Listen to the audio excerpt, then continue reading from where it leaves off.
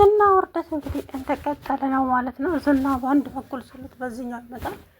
እውነት ለመናገር መድብል በጣም አሳዝኖኛል ማለት ነው። ምስኪን ሳይጠነቀቅ በመውጣቱ እንጂ ለዝና ተሸንፎ አልነበረም።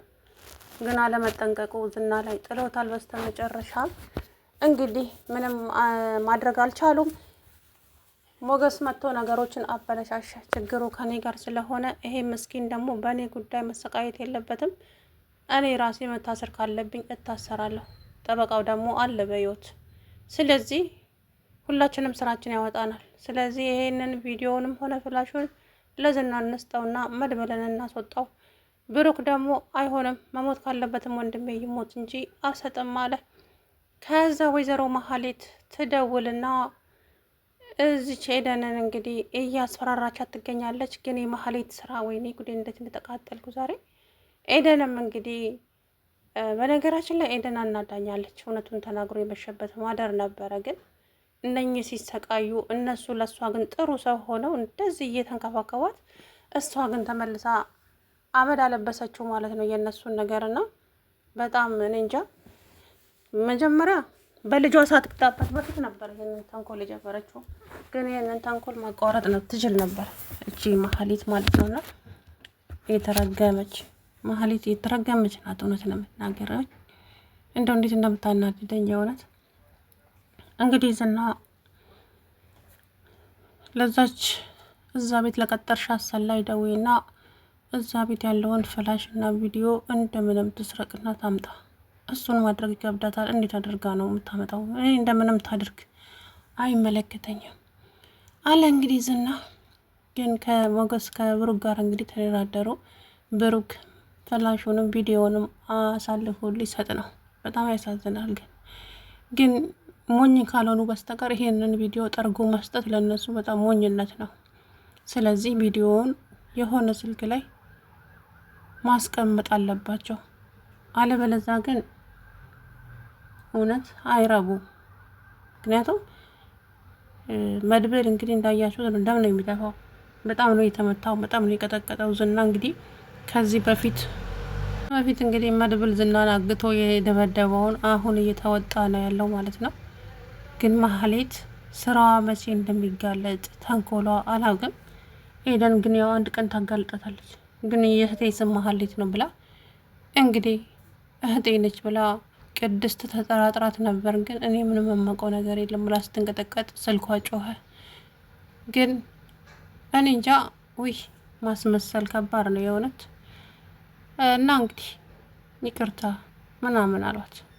ኧረ ችግር የለውም ለምን ይቅርታ ትጠይቂያለሽ እኛ ምናምን አሉት። ነገር ግን እንግዲህ ይሄ የሷ ስራ ነው ሙሉ በሙሉ ማንም ሊያውቅባት ያልቻለው ማለት ነው። ዝና እንግዲህ ይኸውልህ ቪዲዮውን እና ፍላሹን ማትሰጥ ከሆነ ወንድምህን ገድዬው አምጥቼ በር ላይ ጥለልሃለሁ። ግን በክብር ቪዲዮ እና ፍላሹን ብታመጣ ይሻልሃል።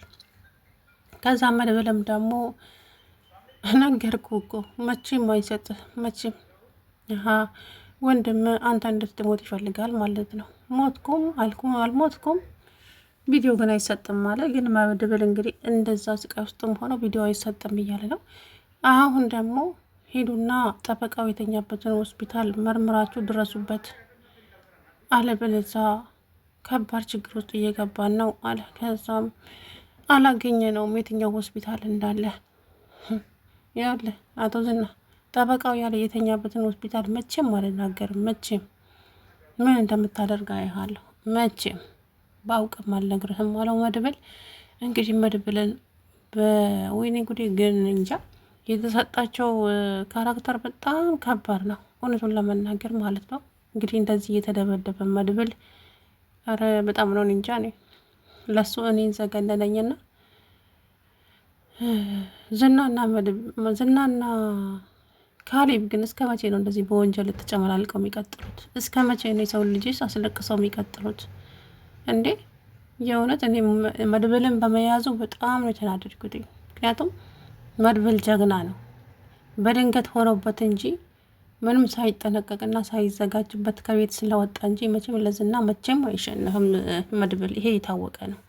የእውነቴን ነው። ግን ይሄንን ደግሞ ያደረገችው ኤደን ተብዬዋ ናት።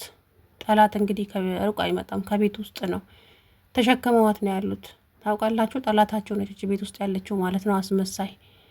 እሷ የዛን ጊዜ ፍላሹን ይዘው እየሄዱ ነው መርማሪ ጋር ምናምን ብላ ለመሀሌት ባትደውል ኖሮ ያ ፍላሽ ፖሊስ እጅ ከገባ ከዛ በኋላ እነዚህና እስር ቤት ነበሩ። ግን እቺ መረጃውን አቀበለች። ገባችሁ? አሁን ደግሞ ወይዘሮ መሀሌት ለብሩክ የእንቅልፍ መድኃኒት ስጪውና አብረሽ አልጋ ላይ ቪዲዮ ቅረጪ፣ ራቁታችሁን ቢሆን ደስ ይለኛል። ወይኔ በፈጣሪ ምን አይነት ክፉ ነች ግን። ከዛን ያቺ ቅድስት የምትባል የባሏን ቅሌት ትየው እያለች እንግዲህ መሀሌት መቼም እሱ ሲያምርሽ ይቀራል። የፈለገሽውን ነገር ማድረግ ትችላለሽ፣ ግን ይሄንን ነገር በፍጹም ከዚህ በላይ ግፍ ይብቃ። እነሱ ላይ ግፍ መስራት አልፈልግም። አንቺ አረመኔ፣ እኔ አንቺን ደህና ሰው መስለሽ ነበር ከጎዳና ላይ ያነሳሁሽ፣ ለካ አንቺ የተረገምሽ ነሽ እያለች እንግዲህ መሀሌት ሙልጭ አድርጋ ሰደበቻት ማለት ነው። አትጨማለቂ፣ አሁን እኮ ልጅሽ በእኔ ቁጥጥር ስር ናት። ገባሽ? ለማንኛውም አሁን ዝና ሌላ ስራ ሰጥቶሻል። ደግሞ ምንድን ነው የሚፈልገው? አሁን እዛ ቤት ውስጥ ፍላሽና ቪዲዮ አለ፣ እሱን ሰርቃ እንድታመጣ። እንዴ እሱን እንዴት ማድረግ እችላለሁ? አላውቅም። እኔም ብዬው ነበር አይመቻትም ስለው፣ እሱ ደግሞ አንዴ ከተናገረ ተናገረ ነው እንግዲህ። ሰማይም ወጣሽ መሬትም ዘለልሽ፣ እንደምንም ብለሽ ቪዲዮን መሀሌት የስራሽን ይስጥሽ፣ የስራሽን ይስጥሽ መሀሌት፣ አንቺ ነሽ እዚህ ነገር ውስጥ የከተትሽኝ እያለች እንግዲህ የእውነት መሀሌት እንደው መንገድ ላይ ስታወራ የሆነ ሰው በሰማት ስላለውኝ ማለት በቃ አለ አይደለ ክፋቷን ተንኮሏል። ጭልጭ ሰላይ ሆና እዛ ቤት እንደመጣች መሀሌት እንደላከቻት እንጃ። እንግዲህ ብሩክ እንግዲህ ጉሮሮዋን ይዞ ሲያፋጥጣት ከአንቺ ውጪ መረጃ የሚያቀብል ሰው በፍጹም እዚህ ቤት ውስጥ ማንም የለም ብሎ ሲያንቃት ስልኳ ባይጮህ ኖሮ እንግዲህ ይጨርሷት ነበረ። ሄሎ እህቴ አንቺ ዲቃላሽን ሌላ ይጥለሽ ምናምን አለች። ይሄ ቃል ግን ሲደብር በእውነት። ከዛ በኋላ እንግዲህ ኤደን እያስመሰለች እህቴ እባክሽን ገንዘቡን እልካለሁ፣ በቃ ገንዘቡን ይዘሽ ልጄን ገጠር ውሰጂልኝ፣ እሺ በይቻው። ከዛ በኋላ የእውነት ትወናውን ትችያለሽ፣ የምር አሁን የምትፈልጊውን ያክል ገንዘብ አስገባልሻለሁ አለች መሀሌት። ለራሷ የላት ለሰው ታጨበጭባለች ወይዘሮ መሀሌት ማለት ነው። ጨብጫቢ ለራሷ የዝናን ኪስ እየጠበቀች ነው የምትኖረው። አሁን ደግሞ እንደገና ብቻ መሀሌት እኔ በጣም የምታስጠላኝ እውነቱን ስናገራችሁ ማለት ነው። የእውነት ክፋቷ በጣም ነው የሚያስጠላው። ተንኮሏ በቃ ያለ ተንኮል ምንም የተሰጣት ነገር የለም። እና እንግዲህ የነ ብሩክን ህይወት ማመስ ነው ስራዋ። መድብል በመያዙም በጣም ደስ ብሏታል። ግን መድብል አንድ ነገር ይሁንና መቼም ራሴን ይቅር አልለውም፣ መቼም አንቺንም ይቅር አልልሽም። ቆይ እኔ የምልሽ ወይዘሪት ሄደን ከመቼው ነው ከሱ ጋር ተግባብተሽ ለሱ አልቃሻ የሆንሽ? እባክሽን እሱ አንቺን አይመለከትሽም መሀሌት፣ ዝም በይ በቃ እያለች እንግዲህ ከዛ በኋላ እንግዲህ ወይዘሪት መሀሌት ስልኳን ዘጋች። ባለ ሀብቱን እንግዲህ አጥምዳዋለች ማለት ነው። ባለ ሀብቱም አመናት።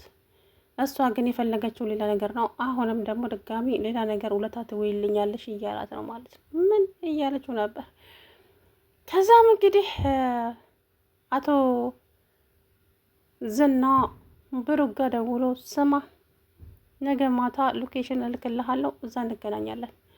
ይኸውልህ ሌላ ቦታ አስቀምጫለሁ፣ ቪዲዮውን የምትል ከሆነ ግን እመነኝ ዋጋ ትከፍላለህ። እመነኝ፣ እንደዚህ የምለቅ እንዳይመስልህ። እኔ ላመንኩበት ከማድረግ ወደ ኋላ የማልል ሰው ነኝ። ዝና ታውቃለሁ። ዝና ባትፎክርም እኮ አቋም ያስታውቃል። ስለዚህ ብዙ አትፎክር እባክህ። ከዛ በኋላ እንግዲህ ዝና ይኸውልህ ዋካብ ላይ አስቀምጣለሁ የምትል ከሆነ ቪዲዮዬን ሌላ ስልክ ላይ አስቀምጣለሁ የምትል ከሆነ እመነኝ፣ የመድብልን ጽዋ አንተን ነው የማቀምስህ። ወንድሜን ልቀቀውና ቪዲዮውን እሰጥሃለሁ። ከዛም ሞገስ ከኔ ጋር ነው አለ ችግሩ ምናምን ሲል የዋ ድምፅ ነው ይሄን ድምፅ አውቀዋለሁ ሞገስ። ስለዚህ ሉላም እዛ ነች ማለት ነው። ሞገስ ቀበላለና አዎ ሞገስ ነኝ። ምን ትሆን ችግር ከኔ ጋር ነው አይደለ? መድብል ለቀቀው፣ እኔ እናንተ እንፋለማለን። ከዛ በኋላ እንግዲህ ዝና በጣም ተናደደ። ውይ ነው ያበበ በሳቅ ነው የሚገለኝና ማህሌት እንግዲህ ተንኮሏ እንደቀጠለ ነው ስላችሁ ነው። ኤደንን እዛ ቤት ሰላይ አድርጋ እቺ እንግዲህ ኤደን የዛን ቀን ብሩክ የዋ ስለሆነ መንገድ ላይ አግኝቷት ነው ስታለቅስ ይዟት ሄደው ስራ ፈልጋለሁ ምናምን እያለች እዛ ጊዜ ስታለቃቅስ ይዟት ወደ ቤቱ ሄደ። እነሱም ጥሩ ሰው ሆነው ብለው እንግዲህ እኔ ቅድስት ነች የምታስቀኝ የእውነት የቤት እመቤት ሆና እኮ በቃ አነጋገሯ ሁሉ የሆነ ለየት የመዳሞችን አነጋገር ነው የምትናገረው ማለት ነው። ጉድ ቅድስት ማናት? ምሳሌዬም ደግሞ ሄዱዬ ይቅርታ አድርጊልኝ። ለምን ሆነ ይቅርታ የኔ ቆንጆ? ምክንያቱም ሚስጥርሽን ስላባከንኩብሽ። ችግር የለውም የኔ ውድ ችግር የለውም። እንደ እነሷ ስለት በሌለ ቢላዋ እንደምታርዳቸው አላወቁ። እሷን ይቅርታ ይጠይቃሉ ማለት ነው። ግን የበላችበትን ወጪት የምትደፋ ወይኔ ጉዴ ፈላ። በጣም ነው ያናደደችኝ ግን ኤደን ተብዬዋ መጀመሪያ በልጇ ሳትመጣባት በፊት ራሱ ከእንደዚህ አይነት ነገር ውስጥ ራሷን ማግለል ነበረባት። ገባችሁ? ወይም ደግሞ እውነታውን ለእነሱ መናገር ነበራት። እዚህ ቤት የላከችኝ እኔ ማህሌት ናት ብላ ለእነሱ ቤት ይነግሯት ትንሽ አጋጯታል። ተወጣ ነበር ከዛ ቤት ውስጥ ግን ኧረ ይደብራል በእውነት ነው የምላችሁና ለማንኛውም እንግዲህ መድብል በመያዙ በጣም ነው የተናደድኩትኝ እኔ ራሴ ማለት ነው። ምክንያቱም ለዝና ተሸንፎ አልነበረም የእውነት። እኔ ደግሞ እንደዛም ታስሮ አሁን ከአሁን የሆነ ነገር ያደርገዋል እያልኩኝ ነበረ። እመኑኝ ማለት ነው እመኑኝ። መድብል በሆነ አጋጣሚ ራሱን ይፈታና ዝናን ምን እንደሚያደርገው መገመት አያቀታቸው።